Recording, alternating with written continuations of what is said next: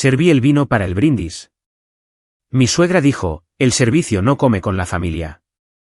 Así que la miré a los ojos y le dije, yo soy la dueña de los viñedos de la hacienda Whitmore. Estaba alcanzando un vaso de agua cuando mi cuñada espetó, Rachel, ¿podrías revisar el horno? Los aperitivos podrían estar quemándose. Yo no era la chef. Ni siquiera era parte del personal. Yo era quien había firmado los cheques de nómina el trimestre pasado. Pero nadie aquí lo sabía. Todavía no. Estábamos en la hacienda de la familia Whitmore en Senoume. Todo eran zapatos de diseñador y vino añejo, un lugar donde las apariencias importaban más que la verdad. Yo llevaba un vestido negro sencillo de una boutique local. Asumieron que yo era del servicio. Dejé que lo hicieran. Dejé que me asignaran tareas. Dejé que olvidaran mi título, mis diplomas, mi compañía. Dejé que me hablaran con condescendencia como si no perteneciera allí. Porque mañana todo cambiaría. Mañana descubrirían que el viñedo en el que vacacionan cada año pertenece a la chica que intentaban olvidar. La gente asume que necesitas un legado para poseer tierras como esta. Piensan que los viñedos se transmiten a través de abuelos con manos callosas y gemelos con monogramas. Pero el mío comenzó con un invernadero detrás de un dúplex alquilado en el oeste de Oregón, un techo de plástico remendado con cinta adhesiva, un piso de tierra y las manos de mi madre plantando albahaca entre turnos de trabajo. Mi madre, Cecilia Morgan, me crió con tierra y estrategia. Trabajaba en 2 empleos la mayoría de los años. Uno limpiando habitaciones en un motel de carretera y el otro cuidando invernaderos locales cuyo nombre nadie recordaba. Llegaba a casa con tierra en sus vaqueros y quemaduras de sol en el cuello, pero de alguna manera se las arreglaba para planchar mis uniformes escolares y tomarme la lección de matemáticas mientras la cena hervía a fuego lento. No teníamos reliquias. Teníamos determinación. Nunca me consideré pobre mientras crecía, solo decidida. No era la chica con zapatos de diseñador o campamentos de verano en Vermont, pero era la chica que convertía las impresiones sobrantes de la biblioteca en guías de estudio y aprendía a programar con libros que aún olían a pegamento. Sabía que no heredaría nada, así que decidí que me lo ganaría todo yo misma. La universidad fue mi primer escape. Entré en la Universidad de Washington con una beca y tomaba el autobús cada mañana a las 5:45 para llegar a mi trabajo en el laboratorio de investigación del campus. Hice una doble especialización en ingeniería eléctrica y sistemas sostenibles, y me gradué en el 5% superior de mi clase, algo que nadie de mi vecindario había hecho en más de una década. Ahí fue donde conocí a Daniel Whitmore. Él era brillante de una manera tranquila y erudita. Estudiaba sistemas políticos europeos y escribía ensayos que los profesores hacían circular como ejemplos. Su familia era dinero viejo de Senoume, cenas en la hacienda, tenis y ropa blanca planchada. El tipo de lugar donde todos asumían que su vino era mejor porque su apellido estaba en la etiqueta. Daniel era amable, sin embargo, gentil. Sostenía mi mochila cuando caminábamos y me escribía notas en los márgenes de libros usados. Le gustaba que yo fuera práctica, decía que le hacía sentir con los pies en la tierra. Cuando nos casamos, no esperaba el cuento de hadas, pero tampoco esperaba desaparecer. En nuestra boda, su madre, Elaine, sonrió cortésmente para las fotos, pero nunca me miró a los ojos ni una sola vez. Su hermana Clare me preguntó si mi madre traería algo sin gluten, como si Cecilia fuera una proveedora de catering. Daniel no se dio cuenta. O tal vez eligió no hacerlo. En los primeros años, lo dejé pasar. Estaba ocupada. Me uní a una empresa emergente de energía limpia en Seattle y ayudé a diseñar sistemas de baterías para granjas fuera de la red. Viajaba y dirigía proyectos piloto en pueblos propensos a la sequía, y cada vez que visitábamos la hacienda en Senoume, me encontraba retirándome más hacia el silencio. Preguntaban dónde trabajaba y luego hablaban encima de mi respuesta. Servían vino y luego me daban una servilleta como si yo debiera limpiarlo. Hablaban sobre el legado familiar como si fuera un derecho de sangre, y claramente yo no estaba en su torrente sanguíneo. Aún así, sonreía. Tomaba fotos. Interpretaba mi papel porque a veces sobrevivir en el mundo de otra persona es el primer paso para construir el tuyo propio. Entonces llegó el momento que lo cambió todo. Fue en la celebración de la cosecha hace 3 años. Daniel y yo acabábamos de llegar tarde, habiendo volado directamente desde una conferencia en Chicago. Todavía tenía mi tarjeta de identificación puesta cuando entramos al patio de la hacienda, que bullía con luces de cadena y cuartetos de cuerda. Elaine estaba cerca de la entrada, rodeada de invitados bebiendo vino más viejo que mis préstamos estudiantiles. Cuando me vio, se inclinó hacia alguien a su lado y dijo, claro como el cristal, ella está bien, solo que no es refinada. Realmente no encaja con este círculo, ya sabes. Ella no sabía que la escuché, pero lo hice. Sonreí, asentí, entré y dejé que esa frase se grabara en mi memoria como una marca de hierro. No refinada, no una de ellos. Esa noche, abrí mi computadora portátil en la habitación de invitados mientras Daniel dormía y comencé a hacer los números. Tenía ahorros, opciones sobre acciones e inversiones tempranas en tecnología de almacenamiento solar que habían dado sus frutos discretamente. Y así, una nueva idea echó raíces. Si iban a hacerme sentir pequeña por no heredar tierras, simplemente compraría la tierra sobre la que estaban parados. Durante los siguientes 2 años, me encogí. No físicamente. Nadie notó el peso que perdí o la forma en que comencé a doblar mis hombros hacia adentro en las fotos grupales. Pero algo dentro de mí se hacía más pequeño cada vez que entraba en esa hacienda y me convertía en la versión de Rachel que esperaban. Agradable, útil, invisible. Siempre llegaba temprano para ayudar, pero nunca me incluían en las fotos grupales que enmarcaban. Traía regalos de mis viajes, bufandas tejidas localmente, aceite de oliva gourmet, cerámicas hechas a mano. Y aún así me daban el abrigo de otra persona en la puerta. En cada cena familiar, Elaine preguntaba a las otras nueras sobre las escuelas de sus hijos, las renovaciones de sus casas, sus rutinas de pilates. Cuando se dirigía a mí, siempre era la misma pregunta, entonces, ¿sigues trabajando en tu pequeña cosa tecnológica? ¿Pequeña? Llamaba a mi compañía pequeña cuando estaba consultando con 3 condados sobre transiciones a redes inteligentes. Daniel hacía una mueca a veces. Me apretaba la mano debajo de la mesa como una disculpa. Pero nunca la corregía. Nunca decía, en realidad, Rachel acaba de ayudar a reducir las emisiones en un 28% para una ciudad mediana.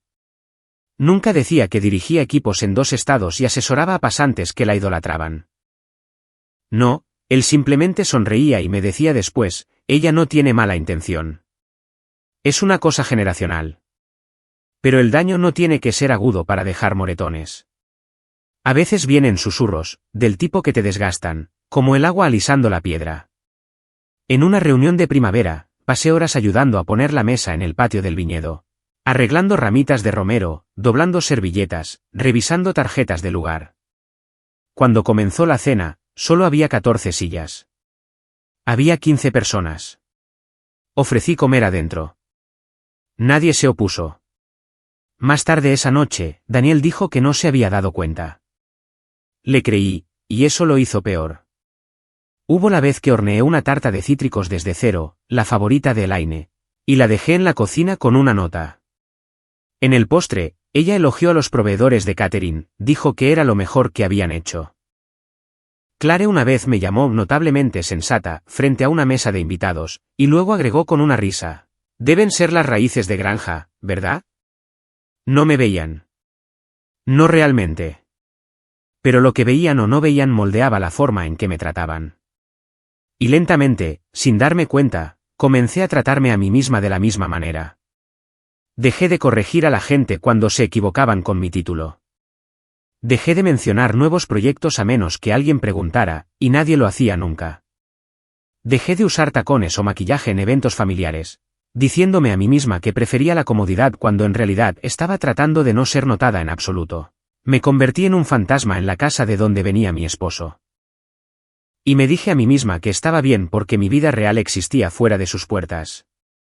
Pero una tarde, después de un almuerzo particularmente irritante donde el tío de Daniel bromeó diciendo que debería comenzar un blog de compostaje o algo así, me senté en el jardín sola y me di cuenta de algo desgarrador. Había dejado que ellos definieran los límites de mi pertenencia.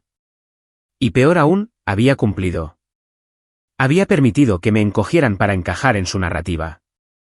Esa fue la última vez que salí de Senoume sintiéndome impotente. Porque esa noche en el vuelo a casa, saqué mi diario y escribí una frase en la parte superior de la página. No luches por sentarte en su mesa. Construye la tuya propia y compra la tierra debajo de la de ellos. No me desperté una mañana y decidí comprar la tierra bajo sus pies. Fue más lento que eso, más estratégico, como el riego por goteo en tierra seca. Silencioso, constante, intencional. Comenzó con un viñedo en el norte de Oregón, no glamoroso, no rentable, pero infravalorado y rico en potencial. Un colega mío, Alex, había dejado nuestra empresa de energía para comenzar un grupo de consultoría para agricultura sostenible. Me acerqué casualmente al principio, haciendo preguntas. Él no preguntó por qué. Al final de esa semana, había invertido en una propiedad de 12 acres que necesitaba paneles solares y nueva irrigación, dos cosas que conocía íntimamente. A partir de ahí, se convirtió en un patrón, un ritmo. Mientras Elaine y Clare debatían si las nuevas copas de champán eran demasiado modernas, yo estaba calculando modelos de retorno de inversión entre la recolección de agua de lluvia y los créditos de energía eólica. No lo hice para probar nada al principio. Lo hice porque necesitaba algo propio, algo real. Los viñedos que compré no eran trofeos. Eran acres silenciosos que alimentaban a la gente, contrataban a lugareños, se adaptaban a las presiones climáticas. Me hice un nombre discretamente.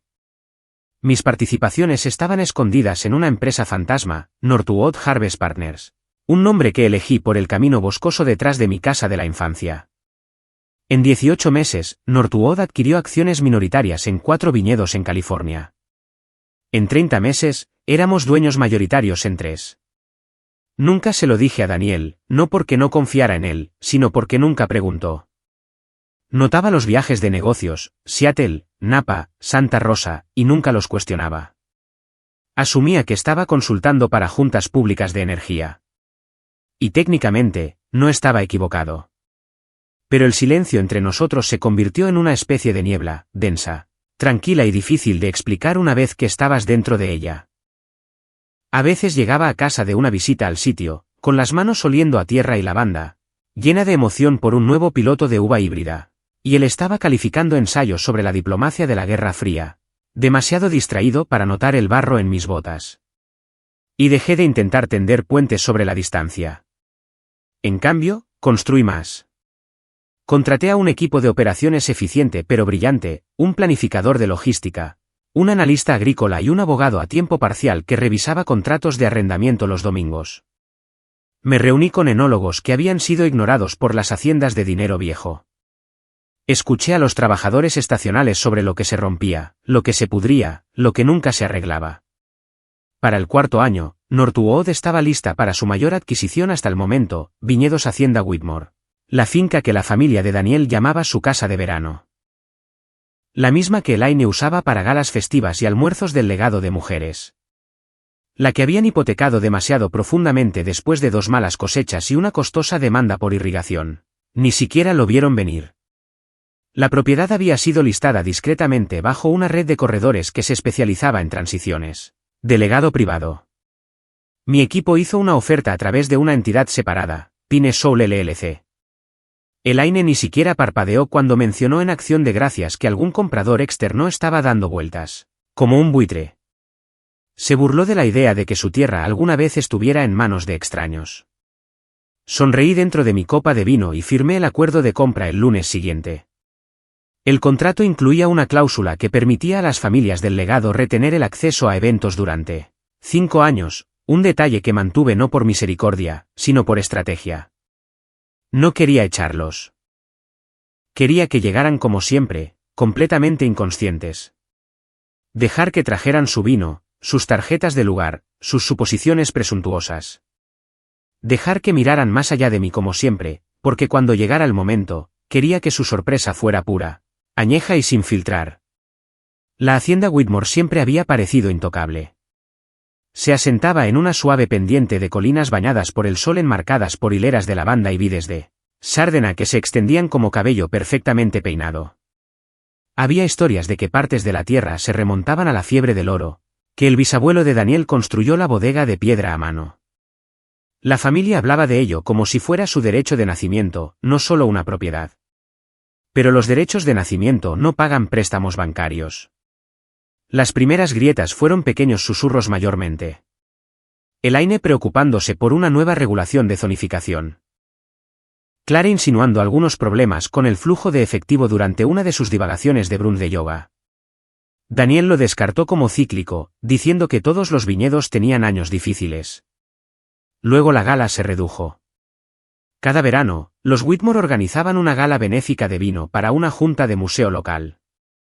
Era su orgullo y moneda social.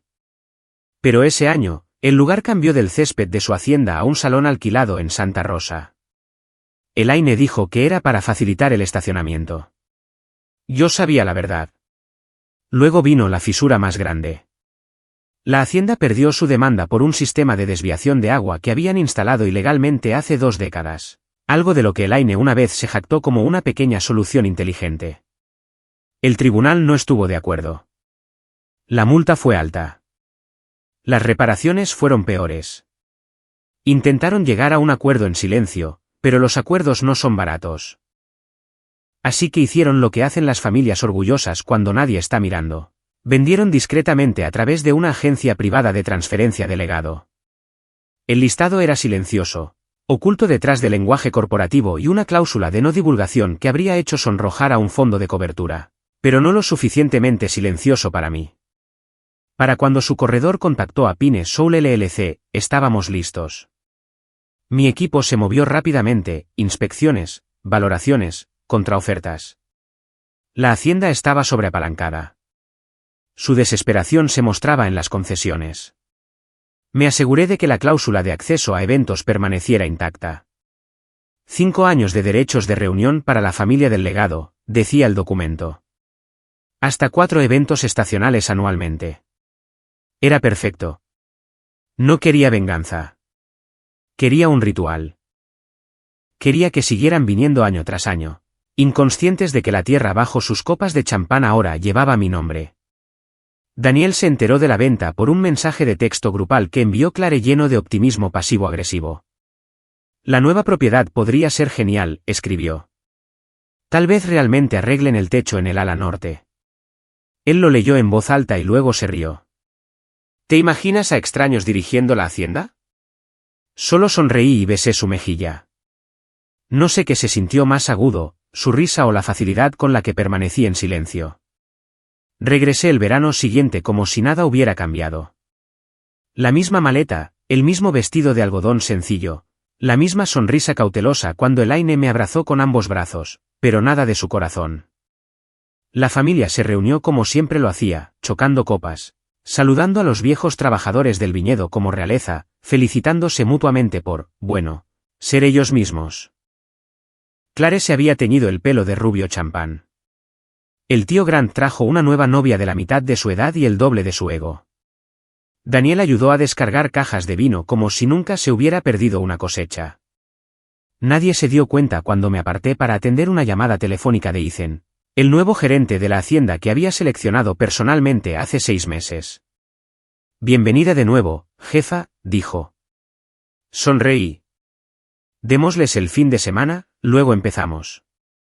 Dentro de la casa, todo parecía igual, los retratos al óleo, la porcelana polvorienta, el escudo familiar grabado en los anillos de plata de las servilletas.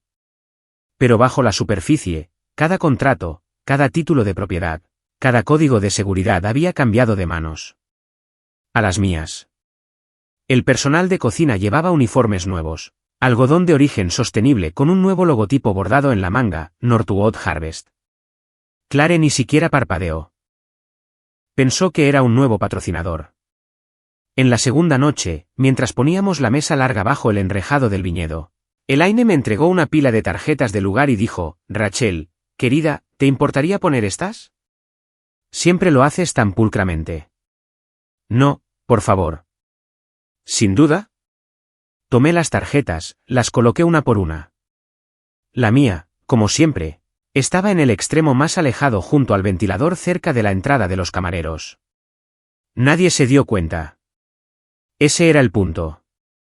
En la cena, alguien hizo un comentario sarcástico sobre que el nuevo gerente de la hacienda era un poco demasiado moderno. Otro se quejó de los cambios en el inventario de vinos. No más cajas de cortesía, resopló el tío Grant. Daniel se inclinó, riendo entre dientes. Probablemente estén siendo dirigidos por algún consultor feliz con las hojas de cálculo ahora. Tomé un sorbo de agua, mordí mi pollo asado, no dije nada. No tenía ni idea de que cada botella en la mesa, cada vida fuera, cada espacio de estacionamiento y política de mantenimiento, todo ello ahora llevaba mi firma silenciosa. Y aún así, interpreté al fantasma. No por miedo. Por control. Dejar que terminaran su vino. Dejar que hicieran un último brindis por ellos mismos. Mañana, les recordaría cómo se ve el poder cuando se gana, no se hereda. La cena estaba puesta bajo el dosel de vides de glicina y luces colgantes curadas como siempre para parecer, elegantemente sin esfuerzo. Hilos de conversación se entrelazaban a lo largo de la mesa, interrumpidos solo por la risa ocasional o el tintineo del cristal fino. El vino era cosecha Whitmore, aunque ahora embotellado bajo una nueva etiqueta. Nadie en la mesa se dio cuenta, o si lo hicieron, asumieron que era un cambio de marca. Daniel estaba sentado a mi lado, bebiendo un Merlot de 2015 y relatando alguna anécdota sobre un colega que confundió a Napoleón III con Napoleón y en un examen parcial. Yo sonreía, asentía, pero no escuchaba. Mi mano estaba en mi regazo, el teléfono vibrando silenciosamente. ¿Una palabra de Ethan, lista? Miré a través de las vides colgantes, lo vi a lo lejos, de pie justo afuera del arco de piedra que conducía al patio privado, un camarero de vinos a su lado, notas dobladas en su mano. Respondí, hazlo. Ethan dio un paso adelante. Golpeó su cuchara contra su copa de vino. 1, 2 veces. El sonido resonó claro a través del aire de la tarde. Lentamente, la mesa se cayó. Las cabezas giraron. Las risas se atenuaron. Buenas noches a todos, comenzó Ethan, su voz tranquila, firme. Espero que estén disfrutando de su cena. Antes de que se sirva el postre, tenemos un breve anuncio de la gerencia de la hacienda. Elaine arqueó una ceja. Clare se recostó en su silla y se ajustó el chal. Daniel mantuvo su copa a medio camino de sus labios. Como muchos de ustedes saben, continuó Ethan, la hacienda experimentó un cambio de propiedad a principios de este año. Si bien gran parte de la transición se mantuvo privada para garantizar un traspaso sin problemas, ahora nos sentimos honrados de compartir el nombre de la propietaria principal, la mujer cuya visión está detrás de cada mejora que han visto este fin de semana. Hizo una pausa, me miró directamente. Mi silla raspó ligeramente contra la piedra cuando me puse de pie. Ethan sonrió. Por favor, únanse a mí para reconocer a la señora Rachel Morgan. Silencio. Sin jadeos, sin aplausos, solo un silencio atónito y con la boca abierta. Di un paso adelante, los tacones haciendo clic como golpes de mazo sobre la piedra. Clare parpadeó lentamente como si su mente no pudiera procesar lo que había escuchado. El tío Grant dejó su tenedor con un ruido sordo. La copa de vino de Elaine se inclinó hacia un lado, el líquido carmesí floreciendo a través de su mantel de marfil como un moretón que se mueve lentamente. Ella ni siquiera se dio cuenta. Daniel se volvió hacia mí completamente inmóvil y no dijo nada. Sus ojos se clavaron en los míos como si estuviera viendo a una extraña. Llegué a la cabecera de la mesa, el asiento habitual de Elaine. No me senté. No necesitaba hacerlo. Tomé el micrófono que Ethan había colocado discretamente allí. Los miré, a cada uno lenta, deliberadamente, y luego sonreí. No se preocupen, dije, con voz tranquila y clara. Todos ustedes siguen siendo bienvenidos aquí. Una pausa. Lo suficientemente larga para que lo sintieran. Tal como todos los demás ahora. Dejé que el silencio se espesara. Dejé que se atragantaran con la repentina igualdad que nunca habían imaginado. No más descuentos por legado, agregué. No más reservas por la puerta trasera, no más envíos de vino solo para la familia. Este es ahora un viñedo de trabajo y público. Sus apellidos ya no mueven montañas aquí. Aún no había sonido. Solo una especie de colapso silencioso, como vidrio rompiéndose detrás de puertas cerradas. Daniel abrió la boca y luego la cerró de nuevo. Elaine trató de sonreír, pero salió deformada, tensa como alguien usando perlas sobre el pánico. Le entregué el micrófono al pianista. Él asintió, tocó una sola nota baja en las teclas, luego hizo la transición a algo suave y distante, casi melancólico. Me di la vuelta y me alejé antes de que alguien pudiera ponerse de pie o fingir aplausos. El camino de grava crujió debajo de mí. Cada paso se sentía más ligero que el anterior. Para cuando llegué al patio, finalmente pude exhalar. Por primera vez en 10 años, había hablado sin pedir permiso. No había levantado la voz. No había señalado con el dedo. No necesitaba hacerlo. La verdad ya había hecho el trabajo. La mujer que olvidaron incluir en las fotos de la cena, la mujer a la que pidieron pasar las servilletas, arreglar las tarjetas de lugar, revisar el horno, ella ahora poseía la escritura. 2 noches después, estaba detrás de la cortina del salón de eventos del viñedo, escuchando el suave zumbido de los instrumentos de cuerda y el tintineo de las copas de champán. La recepción de cóctel para las familias del legado era una tradición.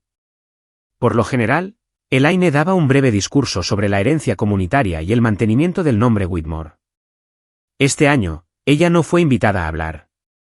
Este año, fui yo. Esperé hasta que la sala se calmó, hasta que los camareros comenzaron su última vuelta, recogiendo vasos vacíos y colocando posavasos con el nuevo logotipo Northwood Harvest grabado en oro suave. Luego subí a la pequeña plataforma de madera bajo un cálido halo de luz. Algunas cabezas giraron, luego algunas más. Las conversaciones se detuvieron a mitad de la frase. Toqué el micrófono. Buenas noches. Silencio cortés, tenso, frágil. Algunos de ustedes ya me conocen, continuó. Algunos de ustedes pensaron que lo hacían. Algunas risas tensas, miradas nerviosas. Avancé a la siguiente diapositiva. En la pantalla detrás de mí, una representación aérea limpia del extremo sur del viñedo, reimaginada con nuevos senderos, cabañas y un centro de bienestar con frente de vidrio rodeado de campos de lavanda. Ampliaremos las operaciones en la primavera, dije. Nuevas cabañas, mejoras sostenibles, un centro de bienestar enfocado en la curación agrícola y la atención plena. También estamos agregando un muelle comunitario para programas de kayak en el lago abierto a las familias locales durante todo el año. Clare se enderezó en su asiento. El tío Grant entrecerró los ojos. Daniel estaba de pie en la parte de atrás, medio a la sombra. Hice clic de nuevo. La siguiente diapositiva mostraba un nombre grabado en una placa de piedra, el fondo Cecilia Morgan. Elaine se inclinó visiblemente hacia adelante. Lleva el nombre de mi madre, dije. Limpió habitaciones de motel durante 16 años. Me crió sola con nada más que un invernadero y determinación, y me enseñó que el respeto se gana, no se hereda. La sala se enfrió. La expresión de Elaine congeló una sonrisa colapsando detrás de sus ojos. Clare parpadeó lentamente como si hubiera leído mal las palabras. La mano de Daniel se contrajo, pero no aparté la mirada. Hice clic en la diapositiva final, un título, Revisión de arrendamiento privado, temporada de verano. Debajo, una lista de iniciales y códigos de parcelas sin sentido para la mayoría, pero no para ellos. También revisaremos todos los acuerdos de arrendamiento privado a largo plazo, dije casualmente, como si hablara del clima, especialmente aquellos obtenidos a través de arreglos personales obsoletos. La sala se quedó quieta. Grant tenía 2 propiedades, ambas arrendadas a través de acuerdos de apretón de manos en los años 90. El esposo de Clare tenía otra bajo una empresa fantasma. Elaine había estado subarrendando la casa de huéspedes ilegalmente a una agencia de viajes de lujo durante años. No necesité decir nombres. Ellos sabían. Queremos que esta tierra sirva a su comunidad, dije, con voz nivelada. Y para hacer eso, no puede continuar sirviendo al privilegio por debajo de la mesa. Bajé de la plataforma. El pianista retomó un estándar de jazz suave, ruido de fondo para cubrir el pánico. Mientras caminaba entre la multitud, nadie me detuvo. Los labios de Clare se separaron como para hablar, pero no salió ningún sonido. El tío Grant miró la pantalla, luego su teléfono. Elaine se aferró a sus perlas, literalmente. Luego vino Marcus, el primo de Daniel. Rachel, dijo, apresurándose para alcanzarme. Oye, ¿podemos hablar? Hice una pausa el tiempo suficiente para dejar que la pausa escociera. Claro, dije. Puedes reservar una cita a través de servicios para huéspedes como todos los demás. Y me alejé. Afuera, la noche estaba más fresca de lo habitual. La luna colgaba baja sobre las vides. Entré en la oscuridad, los tacones crujiendo la grava, la respiración constante. Por primera vez en mi vida, no estaba esperando ser notada. No estaba actuando. No me estaba encogiendo. Estaba reescribiendo las reglas. Y esta vez, yo era la que sostenía la pluma. Por la mañana, comenzaron los correos electrónicos. Primero llegó Clare, un mensaje cuidadosamente redactado con el asunto malentendido. Escribió sobre el legado familiar, como asumió que el arrendamiento estaba protegido por derechos adquiridos. Como siempre tuvo la impresión de que subarrendar estaba permitido para los miembros de larga data. Reenvié el mensaje al departamento legal. Al mediodía, llegó la nota de voz de Clare de 5 minutos de duración con la palabra error, usada 7 veces. Tradición, 4 veces y por favor susurrado 2 veces. Había ganado más de $40.000 en ganancias de subarriendo en los últimos 3 años. Nada de eso reportado. Todo en violación de los términos del arrendamiento. No respondí. Simplemente instruí a mi equipo para que enviara los datos al Departamento de Ingresos del Estado acompañados de una recomendación discreta para una auditoría forense. 3 días después, recibió una solicitud formal del Estado. No me regodeé. Ni siquiera se lo dije. Simplemente le envié una lista de contadores públicos de confianza con una nota simple. Querrás a alguien minucioso. Luego vino el tío Grant. Había estado usando sus 2 propiedades como salas de degustación privadas, lo que significaba que cobraba a invitados selectos por debajo de la mesa mientras seguía usando los servicios y recursos de la hacienda. No había pagado las tarifas adecuadas del sitio en más de una década. No revoqué su contrato de arrendamiento. Le di 30 días para desalojar. Luego transferí la propiedad a una organización sin fines de lucro que realiza retiros terapéuticos para veteranos. El equipo se mudó para el 1 de julio. Su mensaje de voz llegó esa noche lleno de incredulidad. Rachel, cariño, esto tiene que ser una confusión. Quiero decir, somos familia. No respondí porque la familia para él solo era sagrada cuando le servía a él. Y luego estaba Elaine. Apareció sin previo aviso, sin llamada, sin cita. Simplemente apareció en el vestíbulo de mi oficina usando sus perlas habituales y un blazer demasiado rígido. Para Julio. Solo quiero hablar, dijo, con la sonrisa pintada perfectamente. De mujer a mujer. Asentí hacia mi oficina. Ella se sentó y se lanzó a un monólogo sobre la imagen, sobre la importancia de la unidad, sobre lo que la gente podría decir si la familia se fracturaba públicamente. Esto no se trata de mí, dijo, cruzando las manos. Se trata de Daniel. Fue entonces cuando abrí el cajón de mi escritorio. Saqué un sobre que había preparado en el momento en que se cerró el depósito en garantía. Dentro había documentos, correos electrónicos de 3 ex empleados, declaraciones juradas que detallaban comentarios inapropiados que Elaine hizo al personal subalterno. Uno llamaba a una joven pasante, pequeña cosa bocazas, por escrito. Había resuelto esos casos en silencio cuando adquirí la hacienda ofreciendo disculpas, paquetes de indemnización y cartas de apoyo para su futuro empleo. Le entregué el sobre, no dije una palabra. Su sonrisa se agrietó. Sus manos temblaron. Yo. No sabía que esos habían sido presentados, dijo en voz baja. No lo habían sido, respondí, hasta que pregunté. Ella abrió la boca, luego la cerró. Esto no se trata de amenazas, Elaine, agregué. Se trata de la verdad. Si alguna vez lo haces público, si te pintas como la víctima, esto también se hará público. Espero que nos entendamos. Lo hicimos. Ella se puso de pie lentamente, asintiendo, y se fue sin terminar su oración. No me sentí victoriosa. Me sentí clara. Esto no era venganza. Era claridad. Límites impuestos con gracia y acero. Y Daniel, él nunca peleó conmigo. Ni una sola vez. Después del anuncio, entró en una espiral. Al principio, fue tranquilo, caminatas más largas, cenas distraídas. Luego vinieron las largas conversaciones que ninguno de los dos se había atrevido a comenzar durante años. ¿Por qué no me lo dijiste?, preguntó una noche. Estábamos sentados en el porche con vista al viñedo, una botella de vino intacta entre nosotros. ¿Por qué nunca preguntaste?, dije. Pensé que no necesitaba hacerlo, respondió, y su voz se quebró de una manera que me hizo querer abrazarlo y alejarlo todo a la vez. Ese es el problema, dije. No pensaste que necesitabas hacerlo. Hubo lágrimas, largos silencios, desgloses nocturnos de 10 años de evasión, aplacamiento y distancia cortés. Al final, dije algo de lo que no me había dado cuenta hasta que las palabras me abandonaron. No me quedé porque estaba esperando ser aceptada por tu familia. Me quedé porque esperaba que algún día me vieras, no que te pararas a mi lado en la cena, no que dijeras las cosas correctas después del hecho, sino que realmente me vieras. ¿Y ahora?, preguntó. Ahora me veo a mí misma, dije. Y eso es suficiente.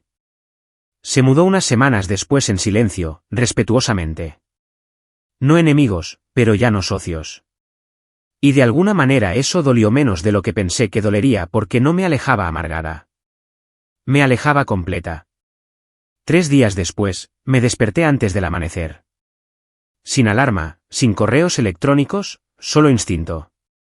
La casa estaba en silencio. El tipo de silencio que no pedía permiso. Simplemente te envolvía y se mantenía firme. Preparé café descalza, con el pelo recogido, usando la misma sudadera demasiado grande que solía usar en la universidad. Había algo sagrado en lo ordinario de ello. Salí al muelle con una taza en la mano y observé la niebla flotar sobre el lago como si también estuviera aprendiendo a dejar ir.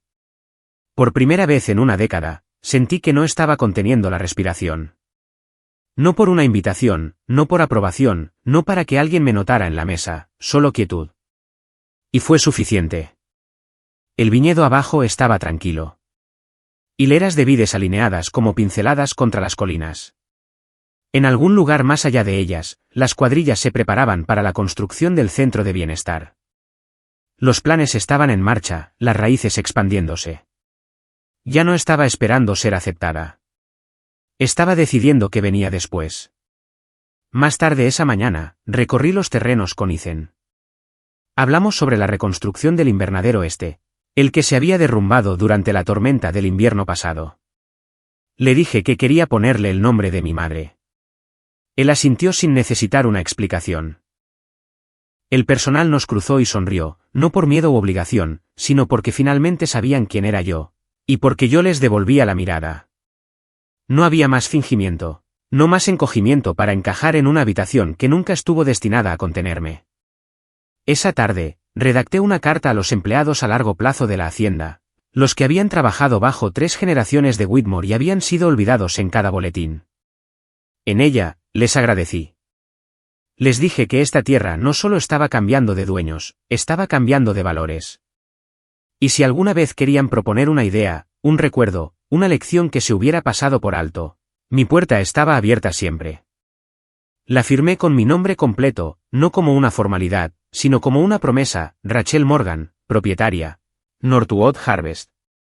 Una semana después, estaba sola en el gran salón. La larga mesa de madera pulida, majestuosa, una vez símbolo de cada habitación a la que no pertenecía, estaba vacía. La luz del sol entraba a raudales a través de las ventanas de la catedral, arrojando oro sobre las sillas donde una vez se sentaron, rieron, excluyeron, corrigieron. Solía ser su mesa. Ahora era mía. No metafóricamente, legalmente, completamente, inequívocamente. Y extrañamente, no me sentí triunfante. Me sentí en paz. Saqué una silla cerca de la cabecera, no el antiguo lugar de Elaine, no el de Daniel, sino el que estaba cerca de la ventana, en el que nunca me invitaron a sentarme. Descansé mis manos sobre la madera lisa y recordé cada vez que me entregaron la servilleta de otra persona. Cada vez que hablaron por encima de mí, cada vez que mi valor se midió en cuán silenciosamente servía. Solían hablar sobre el legado como si les perteneciera. Heredado, grabado, intocable. Pero el legado no es lo que heredas. Es lo que dejas atrás cuando finalmente dejas de pedir permiso. Afuera, un grupo de escolares recorría el viñedo. Uno de ellos señaló el panel de irrigación que ayudé a diseñar hace 3 años. El que reduce el uso de agua en un 60% y mantiene vivas las vides durante los duros veranos de California. No sabían mi nombre. Todavía no. Pero verían el huerto que planté la próxima primavera. El programa de becas que se inaugura este otoño. El jardín comunitario donde solía estar la cancha de tenis. Y sabrían que alguien había convertido este lugar en algo más que un telón de fondo para vestidos de cóctel y tarjetas de Navidad. De vuelta adentro, caminé a lo largo de la mesa, arrastrando mis dedos por el borde. Pensé en Daniel. Todavía hablamos a veces, no sobre la hacienda o los papeles del divorcio, sino sobre libros, amigos mutuos, recuerdos suavizados por el tiempo.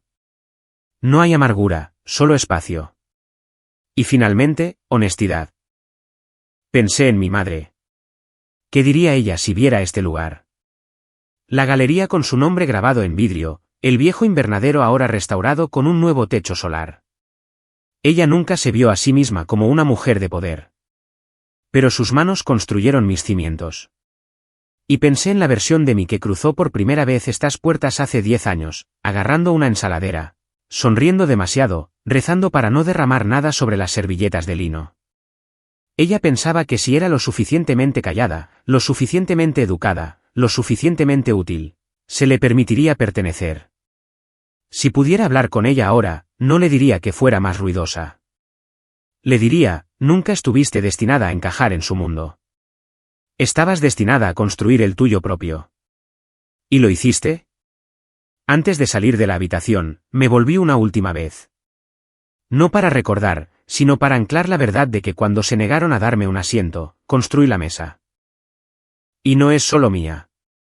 Está abierta a las personas que trabajan duro.